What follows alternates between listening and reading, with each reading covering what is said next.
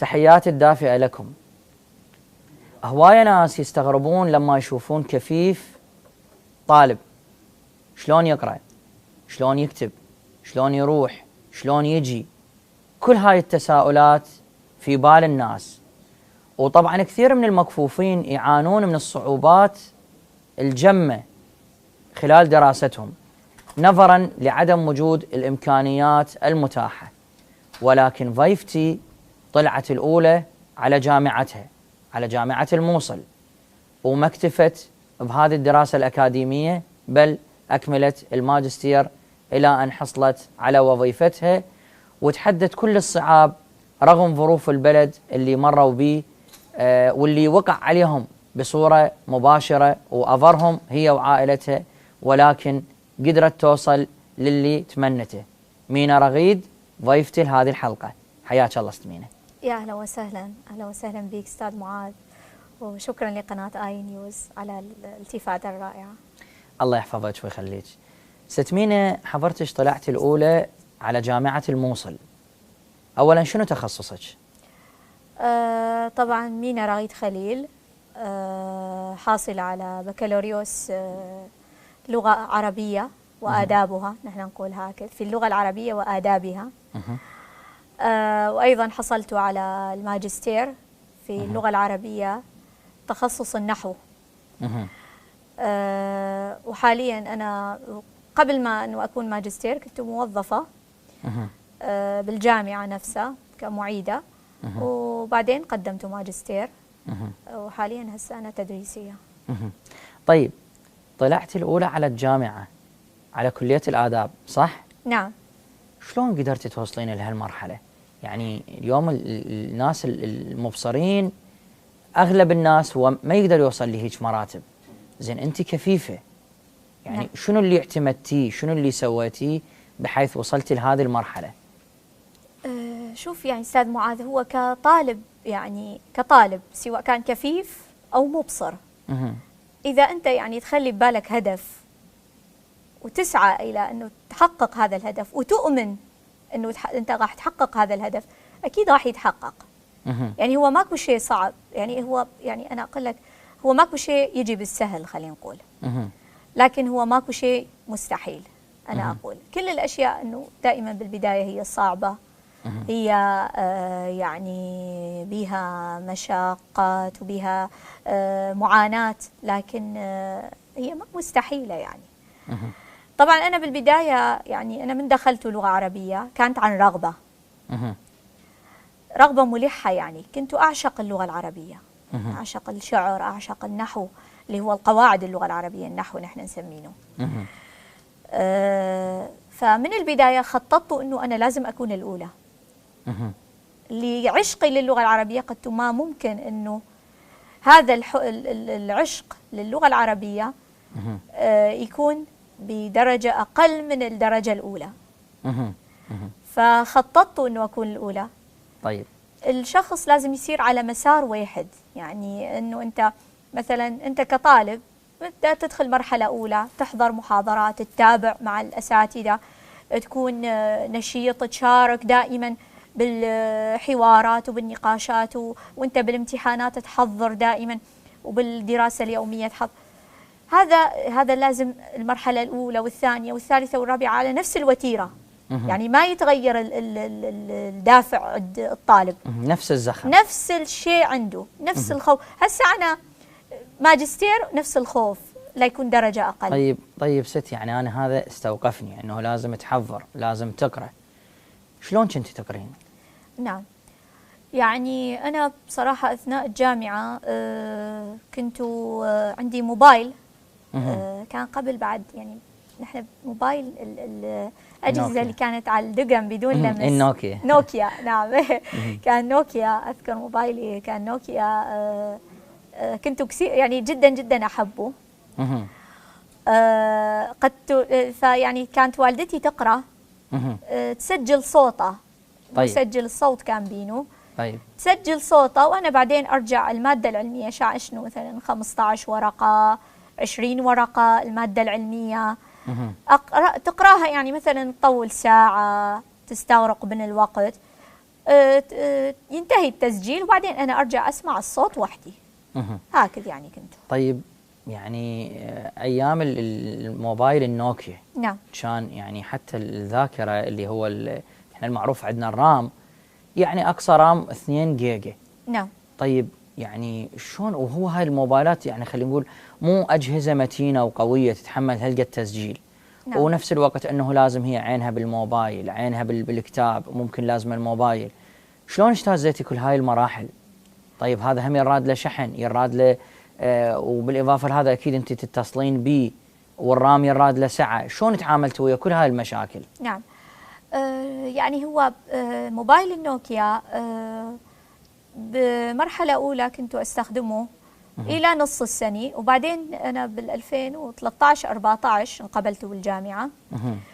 فيعني إلى نصف السنة، وبعدين ظهرت هاي الهواتف الذكية اللي هي جالكسي وسامسونج، يعني سامسونج وآيفون، وأنا أخذته جالكسي بوقتها، كان أحدث شيء جالكسي اس 4 أتذكر. بس نوكيا لا، كنت أستخدم ميموريز، يعني كنت أخذ ميموري إذا يخلص أرجع أضيف ميموري آخر وهكذا يعني. أو مثلا كنت يعني أكلف شخص مثلا أهلي بالبيت أو يحول لي المحاضرات اللي تسجلها على اللابتوب. عندك لابتوب؟ ايه نعم عندي لابتوب. طيب تحولين ميموري، يعني هذا الميموري امتلأ تحولين ميموري ثاني. طيب شلون تعرفين انه هذا هسه لما تجين تشديه بالجهاز انه هذا الممتلئ وهذا اللي خلينا نقول بعد راح تسجلين به، بحيث انت تتنقلين يعني ما بين الرامات يعني؟ شوف هو يمكن يعني أنا ما استخدمته يمكن مرة واحدة بس هذا الشيء، لأنه بعدين حولتهم على اللابتوب الأشياء اللي عندي. فكان يعني كنت أحط لهم أسماء، مثلا محاضرات مينا أكتب مينا بلاغة، مينا نحو، الملفات أعمل لهم أسماء بحيث أعرف أنه يعني الملفات مالتي يعني. أو مثلا أكلف شخص بس اكتب مينا بلاغة مينا نحو هالشكل، حتى يكون عندي الأمور واضحة، ما أتخربط بالمحاضرات تصير فوضى. طيب قلتي أنه حضرتش تستخدمين اللابتوب. نعم. أكو فد آلية للكفيف يستخدم اللابتوب لو كنت تستعينين بأحد؟ لا صدق أنا والدي يشتغل على اللابتوب. يعني مو أنت؟ لا ما أنا يعني أنت مكركبة العائلة كلهم، يعني الوالدة والوالد. زين ما ملوا ما قالوا تعبتينا كذا؟ لا أبد. أبدا؟ أبدا، لا زالوا هي يعني بقمة العطاء، يعني كأنما مينا طفلة بالابتدائية عندهم بالأول ابتدائي، ذروة الفرحة يعني اللي هسه عندهم هاي ذروة الفرحة إنه نحن عندنا مينا تنجح، مينا عندها هذا الطموح، فنحن لازم نساعد مينا. الله يحفظها ما شاء الله. هسه والدي يشجعني قال لي أريد هسه تقدمين دكتوراه أنا. الله يحفظها إن شاء الله. دا يكتب لك الأطروحة بقى. يا الله. طيب شلون يعني خليني هسه بالوالدة مثلا. نعم. إنه حضرتك والدتك موظفة. نعم. وأكيد مسؤوليات البيت وباقي أفراد العائلة. طيب شلون قادرة توفق ما بين كل هاي المهام الثقيلة وما بين المهمة الأكبر اللي هي الاهتمام بمينا ودعمها دراسيا؟ شوف هي والدتي يعني كانت معاي بالبكالوريوس. تخلص مثلا هي عندها الوظيفة مالها، تخلص دوامة خلينا نقول، أو نحن مثلا بالعطلة نقرأ. أغلب الأوقات يعني نحن لأن المادة راح هي يعني ما راح ترجع تعيدها، فهي راح تقرأها ساعة ساعتين ثلاثة بالعطلة. مثلا مادة الأسبوع هذا كانت تقرأها يعني أغلب الأوقات كان أتذكر يعني بالعطلة، لأنه أنا هم أثناء الأسبوع ما كان عندي وقت، لأن كنت أقرأ يعني، أو مثلا أتابع أشياء أخرى، أو يعني عندي مثلا عن أبحث على أشعار، ممكن أسمع أشعار باليوتيوب، لازم أحتاج يعني. فدائما نحن نقرأ بالعطلة، أنا ووالدتي نجمع المادة وبالعطلة نقرأها. طيب والدك يشتغل وياك على اللابتوب؟ نعم. زين هسه ممكن محاضرة نص ساعة ساعة الدرس جوز تنتقلين لتحضير آخر. زين هاي الوالد يعني شلون يبقى قاعد يمك؟ لو يعني بصراحة أنا شخصيا هذا الموضوع لفت نظري. لا شوف والدي يعني كتب الرسالة، هو بالبكالوريوس ما معي يعني كان يقرأ لي بعض الأشياء بالبكالوريوس، بالاعداديه، بالمتوسطه، حتى بالابتدائيه كان يساعدني بعض الاشياء، يقرا لي، يدرسني بعض الاشياء، كان او مثلا ما استعصى فهمه، يعني مثل ما نقول نحن.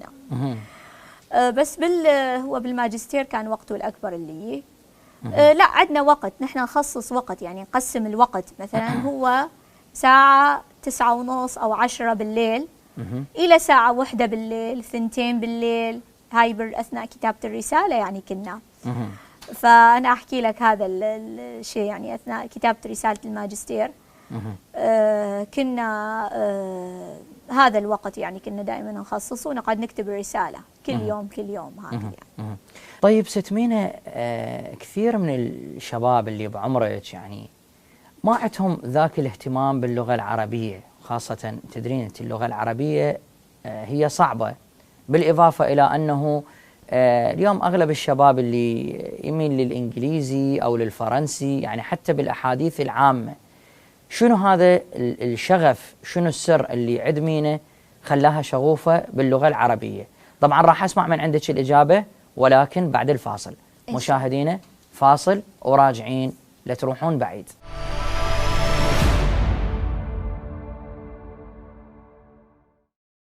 ورجعنا لكم مشاهدي قناة آي نيوز، والقسم الثاني من حلقتنا لهذا اليوم من برنامج مبصرون، مع ضيفتي الشابة المتميزة مينا رغيد. حياك الله مينا مرة ثانية. يا أهلا وسهلا بك.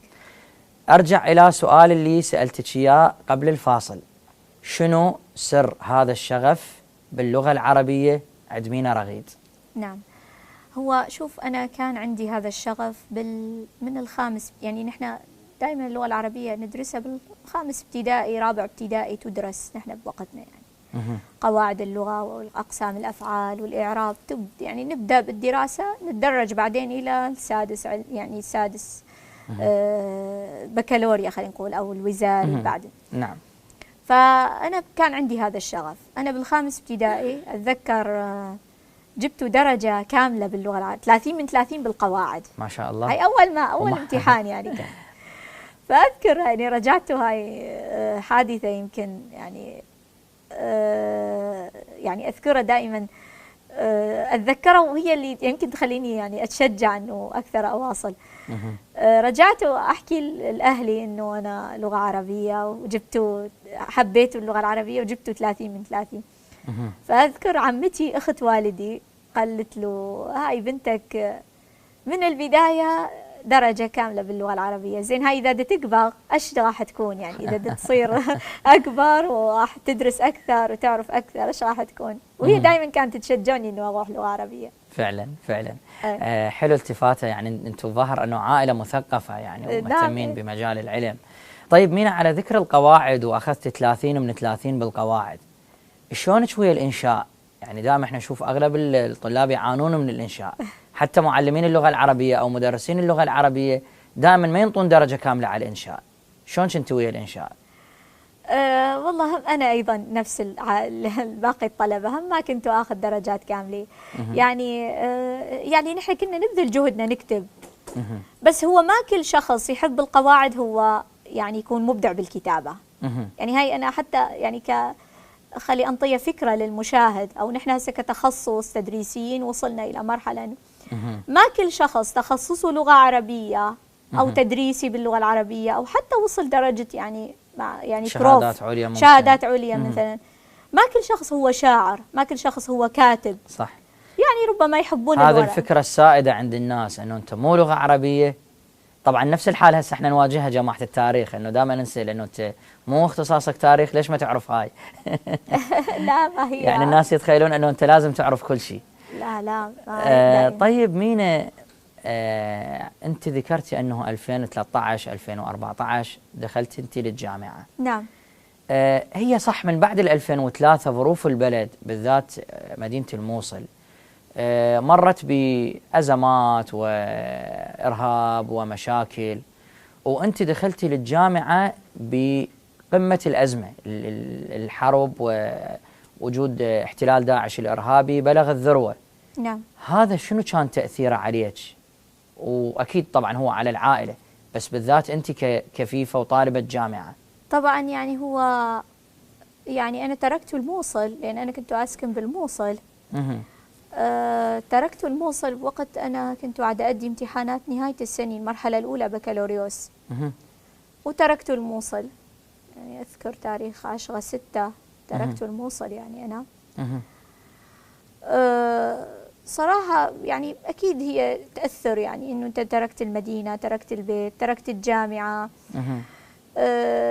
بالذات البيت، يعني نحن نقول دائما البيت هو المملكة، الوطن. هو الوطن، هو كل شيء. يعني أنت مصدر الأمان، خلينا نقول البيت. أو والجامعة كذلك، كانت الجامعة هي بيتنا الثاني مثل ما نقول نحن. كثير يعني أنا كثير انسجمت بالكلية، ويمكن ما تخيلت نفسي إنه راح انسجم بهالسرعة هاي، بس الحمد لله يعني. فتركت المكان هذا وطلعت لدهوك، سكنت ونزحت لدهوك، وهسه أنا حاليا بدهوك ساكنة. طيب شلون كملتي دراستك؟ يعني بدهوك كملتي لو شلون يعني؟ هو أول سنة عملوا امتحانات تكميلية يعني بالموقع البديل بدهوك. عملوا امتحانات تكميلية يعني ما أدوا امتحانات مثلا الطلبة. أدينا امتحانات. أول سنة أنا ما قدرت أكمل دراستي لأن ما كان أكو يعني موقع داخل دهوك، يمكن كان بغير مدينة موقع بديل للكلية مالي يعني. السنة الثانية لا، صار أكو موقع بدهوك، كلية الآداب لغة عربية.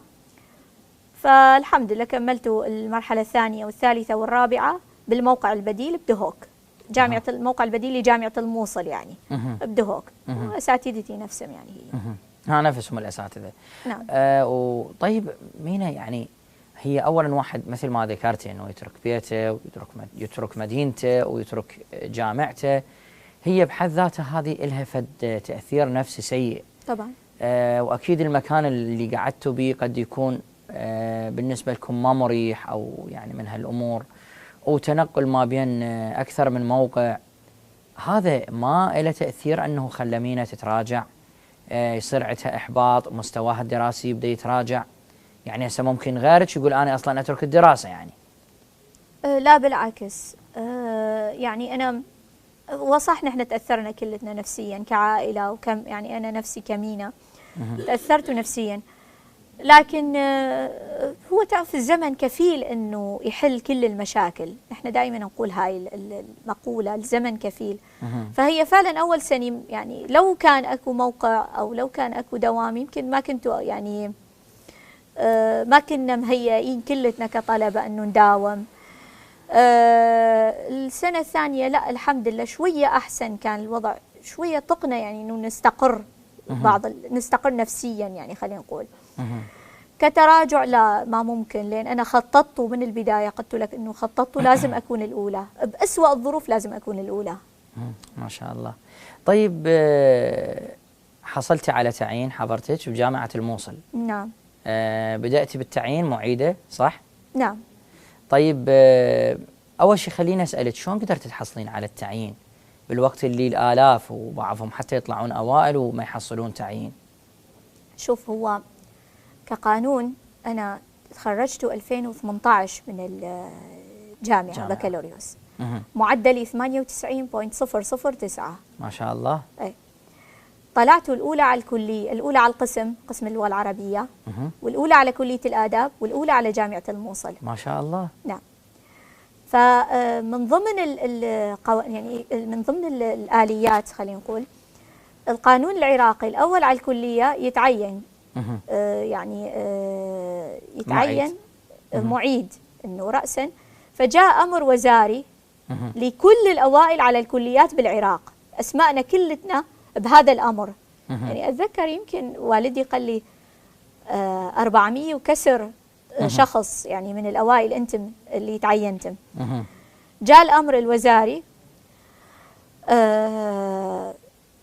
بأسمائنا وباشرنا يوم 17/2/2019 أذكر. يعني هي يعني تعينتي خلينا نقول ب يعني طريقة قانونية، ويعني خلينا نقول هو هذا استحقاقك الطبيعي، يعني انه تطلعين الأولى، فلازم يعني هو استحقاقي الطبيعي، لكن هم واجهتني أيضا عراقيل، لأن كمكفوفة. مثل إيش؟ هو هذا اللي إحنا نريد نعم. نعرفه. يعني هي كمكفوفة أنه أنا بصراحة ما أعرف يعني كثير بالقوانين، لكن أنا لمن يعني كقانون أنه لازم فحص طبي يعملون للمتعين، أي شخص متعين أنه يعملون فحص طبي، هذا نعم معروف. نعم. نعم، فحص نظر يمكن أذكر. فأنا رحت وعملت كل الإجراءات. قالوا لي آخر شيء ظل الفحص الطبي. رحت على الطبيب، يعني وقتها أتذكر قال لا أنت ما ممكن تتعينين قانونيا. ليش؟ ما فيقول قانونيا وطبيا ما ممكن، لأن أنت مكفوفة، ما ممكن أنه تتعينين. المكفوف ما يتعين، أجد تتعينين أنت، أجد تعملين يعني، أو مثلا يعني شلون منين جاب هذا القانون الغريب يعني؟ والله ما أعرف يعني أنا لحد الآن نتعجب احنا. طيب. فهو سأل يعني، أنا أتذكر عمل الفحص وكمل، وأنت يعني مكفوفة. آخر شيء استنتج إنه خلاص ما تستحقين تعيين. إيه أنت ما تستحقين تعيين. شلون؟ أنا الأولى قلت له معدلي هكذا، حتى يعني أنا أتذكر سنة مرحلة ثانية بكالوريوس أنا أخذت تكريم من معالي وزير التعليم العالي والبحث العلمي. حلو. يعني أعطاني شهادة تقديرية، قال لي لأن أنت أخذتي امتياز بكل المواد ما شاء الله، ورغم الظروف، وانت يعني انا لازم اعطاني شهاده تقديريه اذكر. ما شاء وزير الله. التعليم. طيب. ورئيس الجامعه ايضا دكتور ابي الديوتشي، ايضا دكتور عبد الرزاق العيسى وزير التعليم كان، دكتور ابي الديوتشي وزير رئيس الجامعه. نعم. طيب شلون اجتازيتي هذه المرحله عقبه الدكتور؟ والله يعني نفسيا كانت متعبه. بالنسبه لي انا عملت مناشده بعدين لرئيس الطائفة مالنا المطران نيقوديموس داود شرف. فعملت مناشدة سيدنا هكذا القضية، فهو رجع عمل مناشدة. الحمد لله كان وزير التعليم العالي قصي السهيل، دكتور قصي السهيل، استجاب للمناشدة. قال إنه عمل له إنه استثناء من الفحص، ما تعمل فحص، لأن هي مكفوفة يعني. بعد أجد يستنتجون، هي جابوا لهم شخص مكفوف. أي يعني هو من البداية يعني أشنو هو الاستنتاج يعني، أشنو الاكتشاف اللي يكتشفونه إنه بعد ما أنت مكفوف كمل الفحص. هو من البداية يعرف إنه أنا مكفوف. صح، مكفوف. هو المفروض أصلا ما يدرس يعني، ما يحتاج يعني إنه تصلح وما تصلح. طيب مينا، يعني هسه أنت ساكنة بدهوك حاليا. نعم. يعني وأنت هسه موظفة بجامعة الموصل. نعم. يعني تنقلك شلون؟ تروحين تجين، التزاماتك بعملك؟ صدق أنا هسه كمعيدة أول ما بديته هو نحن نشتغل إداريين. فأنا شعبة الإعلام والعلاقات كنتو الإعلام والاتصال الحكومي عفوا. أداوم بالشعبة يعني. احنا شغلنا إداري يعني. كان عندي بريد، كان عندي بعض الاستشارات يعني يسألوني لغويا إنه هاي صح هاي غلط هكذا شيء يعني. كان عندنا مثلا أنا وهذولي جماعتي اللي بالشعبة زملائي نروح نصور، أو مثلا عندنا مناقشة نروح نحضر هكذا يعني شغلنا.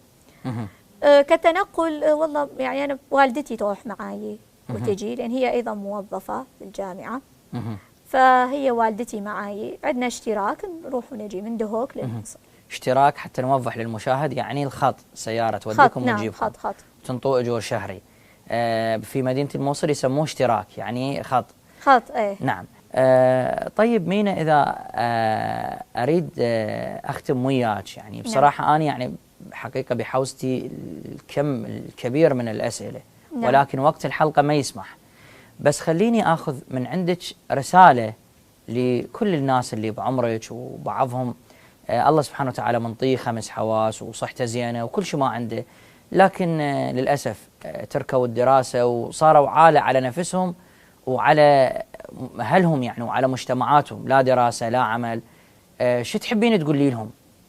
شوف يعني هو الإنسان يعني هو أهم شيء أنا قلته إنه يعني يخلي باله هدف، سواء كان هو عمل سواء كان هي دراسة، إيش ما هو يحب يعني. يخلي باله هدف ويؤمن انه راح يعني هو يؤمن انه رب العالمين راح ينطينه هذا الشيء اللي يريده الهدف، ويؤمن انه هو ايضا راح يحقق هذا الهدف. اهم شيء هو هذا. مينا حقيقة مثل ما ذكرت لك انه كثير من الاسئلة في بالي. نعم. ولكن وقتنا خلاص شارف على الانتهاء. نعم. أني أحييك شكرا. وأشكرك شكرا. وأتمنى لك الموفقية بكل تفاصيل حياتك. شكرا جزيلا. وأنا أشكر جميع الأشخاص اللي ساعدوني بالجامعة، سواء بالكنيسة، سواء أهلي وعائلتي، كل الأشخاص، سواء بالكلية أيضا، موظفين، أساتذة، كل الأشخاص يعني. الله يبارك بيك وبيهم، والشكر موصول لكم جميعا مشاهدينا على حسن المشاهدة، وإلى ضيف آخر وحلقة أخرى أقول لكم مع السلامة.